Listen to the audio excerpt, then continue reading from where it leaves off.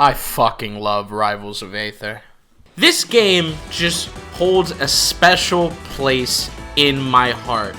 It goes from the amazing character designs to the flavorful game mechanics and even all the way to Ronald McDonald doing Dio poses. All of that just paired with the relationships I made because of this game makes this, at least to me, to be one of the best platform fighters ever made. Even if the graphics aren't comparable to a AAA experience, this game is just straight up quality. And then, after years of waiting, it finally happened. Rivals motherfucking 2. Just the fact that it's real just fills me with such delight and such joy until the very day that I goddamn play it. But since it's not in my grubby little phalanges, the only thing I can do at this very moment is wait and speculate. And I want to do the latter. But specifically, I want to speculate what the starting roster will be. Because maybe you guys don't know, but Dan has confirmed that not all the fighters will be returning, right? So we want to know who's going to stay and who's going to go. Who is coming? And I think I can pin it down. Before you can determine who comes back, you first gotta look at how many characters you possibly could have. But how could we possibly know what characters or how many we can have? Well, I have this theory. See, out of everything Aether Studios has shown us, there are 5 characters currently confirmed. That's Raster, Rano, Zetter, Claren, and Forsburn. And out of all of that, the Fire Tribe has the most. So I personally say that we use that as the baseline. But we also know that Dan said that they are going to make brand new characters to the roster, and that they'll be there in the beginning. So, I say that they'll just add probably one to each element due to not only the workload, but also that it has even slots. Because I don't really think that any element will have more than the others, especially at launch, because it'll probably look too clunky. So, let's use that as the starter. So since we know that there's 4 elements, and there'll probably be 4 slots, 3 of them being old and 1 of them being new, that means that the game starting out, more than likely, will start out at 16 members. 5 of which we already saw. So that only leaves about 11 spots open. But who are these characters gonna be? Well, first, let's just fill in the spots to the ones that are guaranteed. Now, this is a little more subjective than anything else, but I feel as though that there's 4 characters that we can say are safe bets when we're talking about the start of the game. I think the first 2 is probably Crag and Orcane. Both of these characters have been there since the game's inception, and usually in fighting game terms, even if you're not popular, they'll make it in. So like, Crag I'd say is more popular one through the zeitgeist and memes alone, but Orcane kind of supplants his spot because he's just one of the first. The other 2 I'd say is Maple and Absa. I'd say Maple is getting in pretty much for the reasons I already said for Crag and Orcane. But there's also one more, and that's because she actually has some personal ties to Dan. And as for Maple, if you took away almost every single fire character, she's probably the most popular one in the fandom. And the amount of support she kind of gets is just excessive.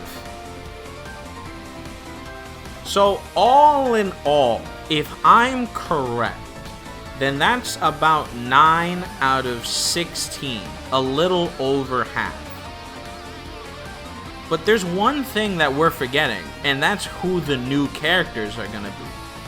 And I think I know the answer to that too. See, Dan has already said that there's gonna be new characters. So it would make sense if we at least got a hint to what they possibly could be. And I think we got that hint already. See, there's gonna be a game that's coming out for Aether Studios, and it's actually gonna be called Dungeons of Aether. It'll probably be a decent game with, okay returns on release, but that's besides the point. The most interesting part about it is the main characters. There's 4 of them, and each of them has a respective element. There's Slade of the water, there's Hammer, yeah, that actually makes more sense. Hammer of earth, Artemis of fire, and Fleet of air. This kind of just screams green flags to me, and kind of makes the most sense. Like, why would you not use characters that at some point people will experience, rather than completely using new stuff on launch where people are just gonna have to figure it all out? Plus, if we're right and there's gonna be 4 characters in each element, it kind of actually fits, because we'll have a respective and like a good enough slot where each ones have the same amount. And that leaves 3 left, which is very interesting. But I know it in my heart of who's gonna make the last 3. The last 3 are characters that you just can't be without. They, above all, have some of the most dedicated of fans and iconic character design. It would be a shame not to include these characters.